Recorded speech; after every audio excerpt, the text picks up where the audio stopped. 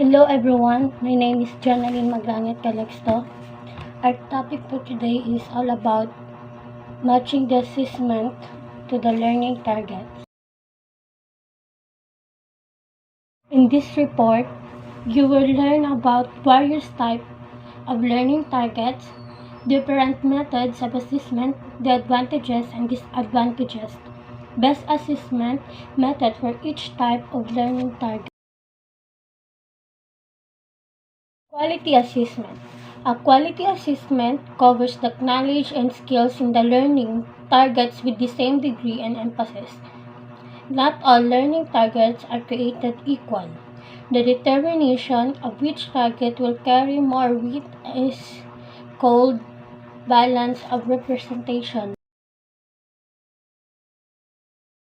Types of learning targets: knowledge mastery, reasoning, skills, product performances, and disposition.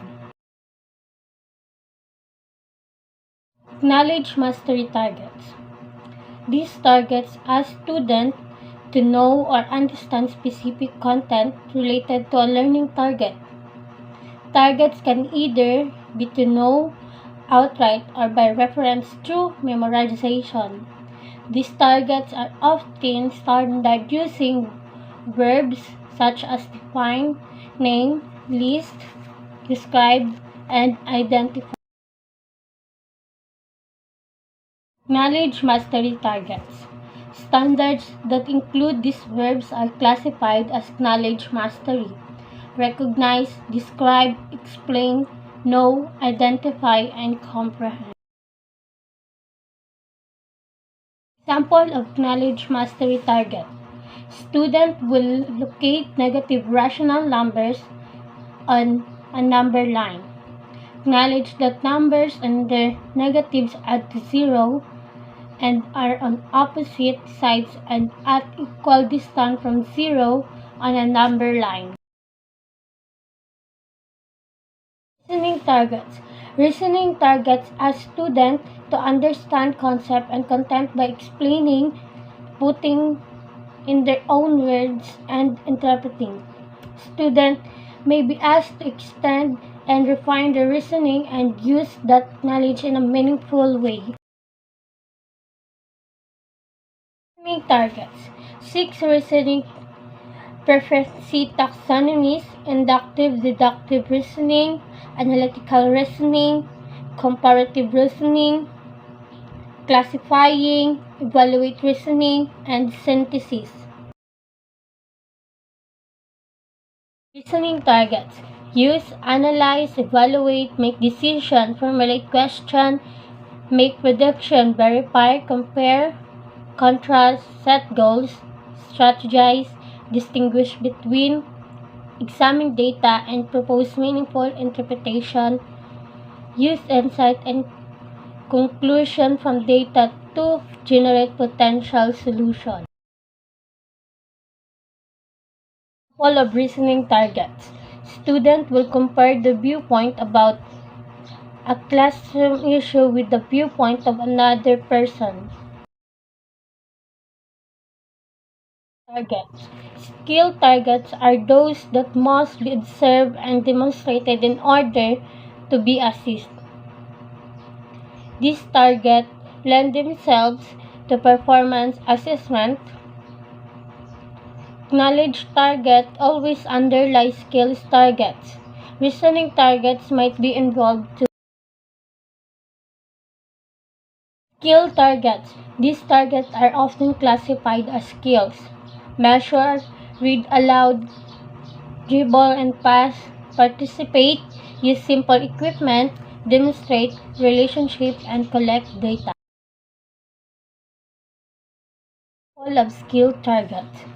Student will demonstrate skillful use of appropriate vocabularies, tools, instruments, and technologies of the visual, performing, or applied arts discipline. Product and performance targets. This target requires students to create a product. There is a difference between task and product targets. task, activities students engage in while working on knowledge, reasoning, or skill target. Products are the focus of the lesson by which we judge knowledge and reasoning. Performance target. Example product performance targets: construct a graph, develop a plan, create a product to support a thesis, construct models, create a scripted scene, write simple directions, and generate a valuable action plan to address the problem. Example of product performance target. Student will construct simple charts from data and observation collected in the science experiment. Disposition target. This target reflects student attitudes, beliefs, and feelings. They represent valuable affected outcomes we hope students attain as a result of their educational experience. This may be difficult to quantity. This may be assist through observation or conversation with a robot. Disposition targets. Example include like mathematician enjoys reading, play sports for fun, plans to vote in the next election, look forward to science, enjoy conversing, and Spanish exhibit a passion for learning. Example of disposition target. Which of the following free time activities do you most enjoy participating in? Types of assessment methods: written response, selected response, short written response, extended response, essay. Performance assessment: observation, conversation, collection of existing work, and portfolios. Each has advantages and disadvantages. Sample of variety assessment strategies. Sample of classroom assessment strategies. Portfolios. These are collections of student work. They may be used to collect work as it is being produced or to showcase student achievement. They can show growth as well as student awareness of learning. A brief review. In the previous slides, you have learned about various types of learning targets, what each type of learning targets assist, different ways of measuring learning to targets. Now, what is the most effective way to assist each type of learning target? So now what? Before proceeding, consider the following: types of learning targets, type of assessment methods, which assessment methods is best for each type of learning target. The challenge is to match the most appropriate assessment with the learning target. Target method match. Example.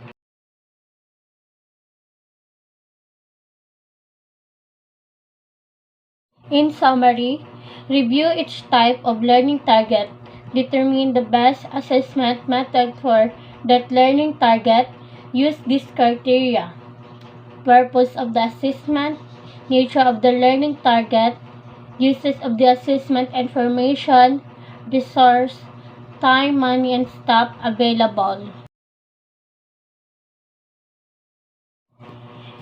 Determine the number of items to fully assess each type of learning target. Make sure that the types of assessment chosen, the manner in which they are developed, and how they are implemented match the purpose and uses.